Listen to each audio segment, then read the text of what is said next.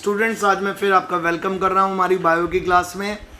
और आपको पता ही है हम लोगों ने इकोलॉजी शुरू कर दिया, बड़ा इंटरेस्टिंग चैप्टर है।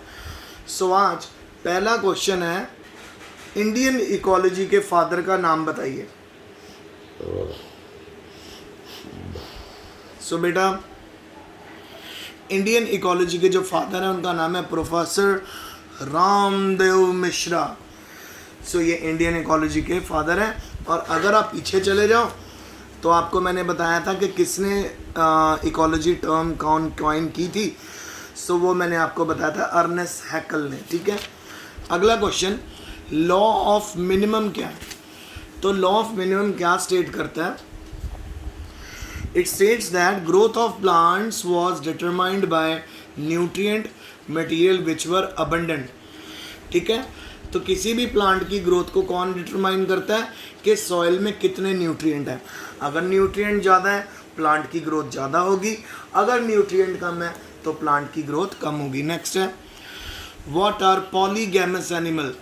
ठीक है, जब male animal lives in the company of many female animal उसको हम पॉलीगैमस एनिमल बोलते हैं। मतलब सिंपल कि जो मेल होता है वो इंटरकोर्स जब एक से ज़्यादा फीमेल के साथ करे, एक से ज़्यादा फीमेल के साथ सेक्सुअल एक्टिविटी करे, उसको पॉलीगैमस एनिमल बोलते हैं।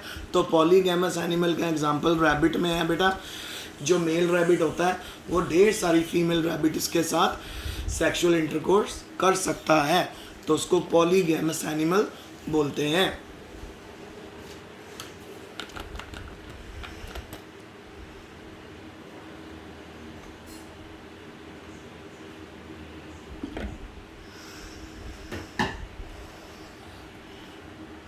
फिर क्वेश्चन आ गया, एट्रुइज्म क्या होता है? एट्रुइज्म एक कोऑपरेटिव इंटरस्पेसिफिक इंटरैक्शन है बेटा, जिसके अंदर individual increases the chance of survival of other individual due to sacrificial behaviour.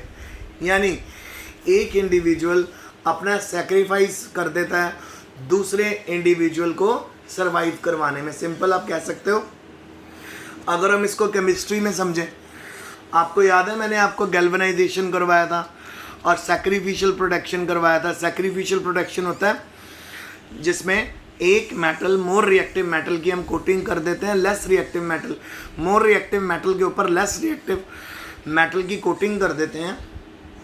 तो क्या होता है बेटा, जो लेस रिएक्टिव मेटल है जो हमारे लिए इम्पॉर्टेंट नहीं है उस पर जंक लगता है, कोरोजन होता है, अंदर वाली मेटल बच जाती है। इसी तरह एल्ट्यूरिज्म के अंदर क्या होता है, दो ऑर्गेनिजम्स होते हैं, एक ऑर्गेनिज्म अपने आप को सेक्रीफाइस कर देता है दूसरे ऑर्गेनिज्म को बचाने के लिए, यही तो लिखा है। It is a kind of cooperative interspecific interaction in which an individual increases the chances of survival of other individuals due to sacrificial behaviour. ठीक है, सैक्रिफिशियल बिहेवियर के करके एक इंडिविजुअल का सैक्रिफिशियल बिहेवियर होता है, तो वो बेटा क्या करता है, अपने आप को सैक्रिफाइस कर देता है और दूसरे इंडिविजुअल को सरवाइव करने देता है। आगे है जी, एंटागोनिस्टिक इंटरैक्शंस क्या होती है? एंटागोनिस्टिक का मतलब तो आपको पता ही होगा कि फॉर एग्जांपल जो चीज़, सपोज एक सिस्टम जब दूसरे सिस्टम के अगेंस्ट काम करे उसको एंटागोनिस्टिक बोलते हैं। So these are negative interspecific interaction in which one or both the parents are harmed. जिसमें दोनों पेरेंट्स को हार्म पहुँचे उनको एंटागोनिस्टिक इंटरेक्शंस बोलते हैं। प्रीडेशन क्या होता है?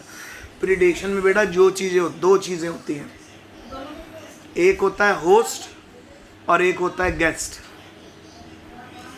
गेस्ट जो होता है अगर वो सारा फ़ायदा होस्ट से लेने लग जाए और उसको किसी भी तरह का फ़ायदा ना दे तो वो हो जाता है बेटा हमारा पैरासिटिज्म और प्रीडेशन जिसको बोलते हैं।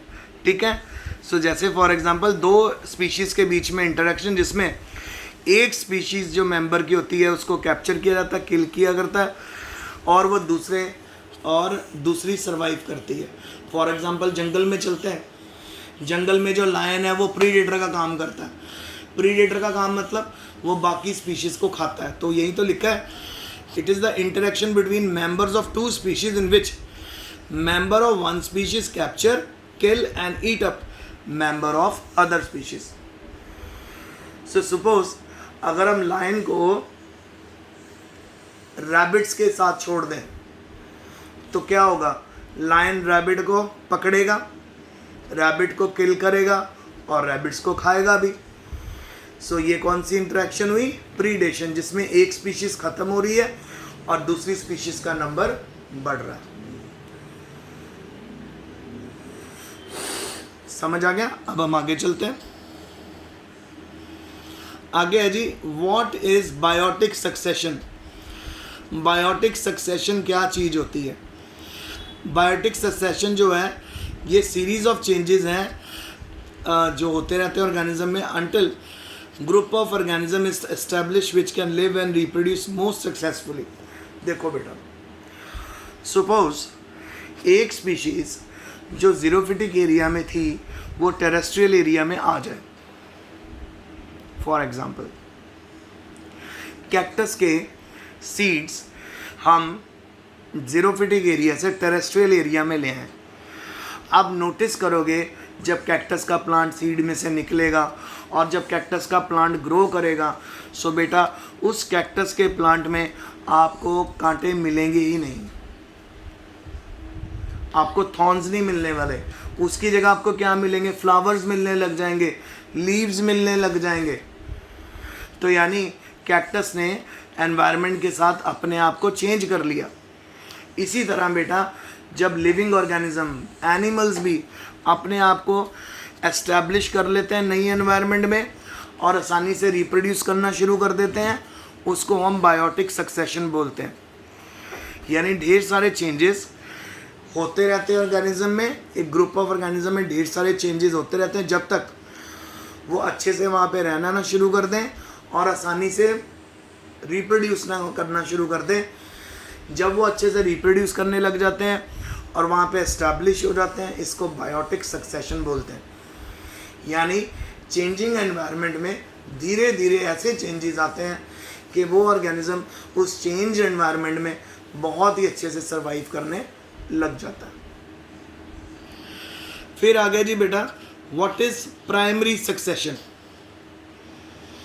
ये वो चेंजेस हैं जो होते हैं जब living things become establish on a sterile area. नाम से पता चल रहा है प्राइमरी सक्सेशन, एक ऐसी जगह के ऊपर लाइफ स्टार्ट हो जाए जहाँ पे पहले बिल्कुल भी लाइफ नहीं थी. आप रेगिस्तान को माइंड में लेके चलो, डेजर्ट को. सपोज एनवायरमेंटल चेंजेस होते हैं और वो एरिया में पानी ज़्यादा आने लग जाता है, सॉइल फर्टाइल होने लग जाता है, तो उसके ऊपर जो पहले प्लांट लगेंगे, उस स्टेराइल एरिया पे जो पहले ऑर्गेनिज्म आके रहने शुरू करेंगे, वो सब प्राइमरी सक्सेशन में आते हैं. फिर सेकेंडरी सक्सेशन क्या है.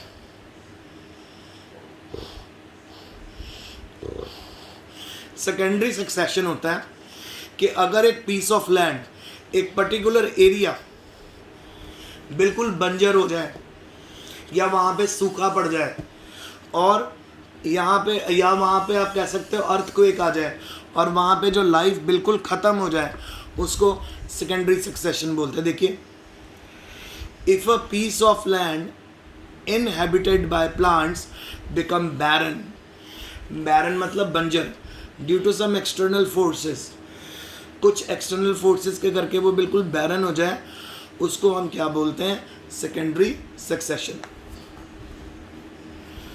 नेक्स्ट है बेटा, व्हाट इज एलिलोपैथी. एलिलोपैथी क्या है. The process of inhibition of growth of one species by secretion of chemical by another number of different species is called allelopathy. जब अलग अलग केमिकल्स कोई एक ऑर्गेनिज्म सिक्रीट करे और उन केमिकल्स के ऊपर नया ऑर्गेनिज्म बनना शुरू हो जाए, उसको बेटा एलिलोपैथी बोलते हैं. फिर अगला क्वेश्चन, हेलोफाइट्स क्या होते हैं, जो सलाइन वाटर में एनिमल प्लांट्स ग्रो करते हैं.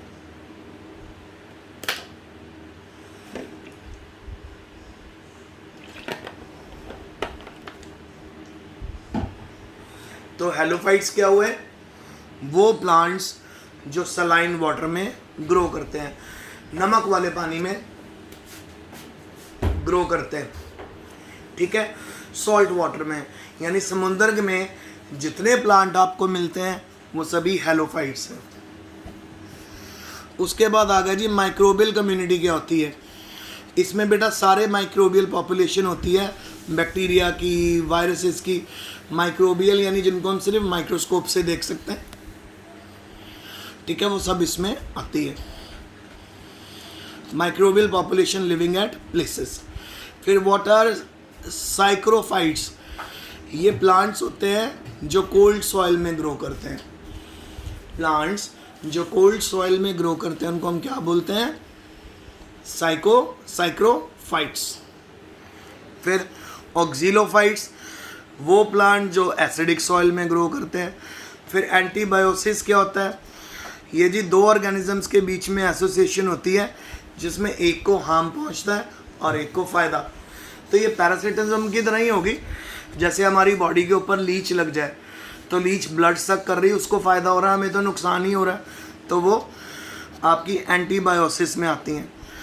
फिर बेटा आ गया व्हाट इज़ टेरिटोरियलिटी।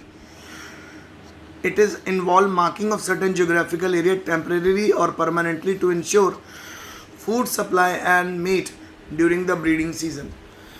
अगर एक पर्टिकुलर एरिया को मार्क कर दिया जाए, ठीक है, परमानेंटली या टेम्परेरीली, फूड सप्लाई के लिए रिजर्वायर की तरह या मीटिंग ग्राउंड के लिए, तो उसको टेरिटोरियलिटी बोलते हैं। फिर पॉलीमॉर्फिज्म क्या होता है?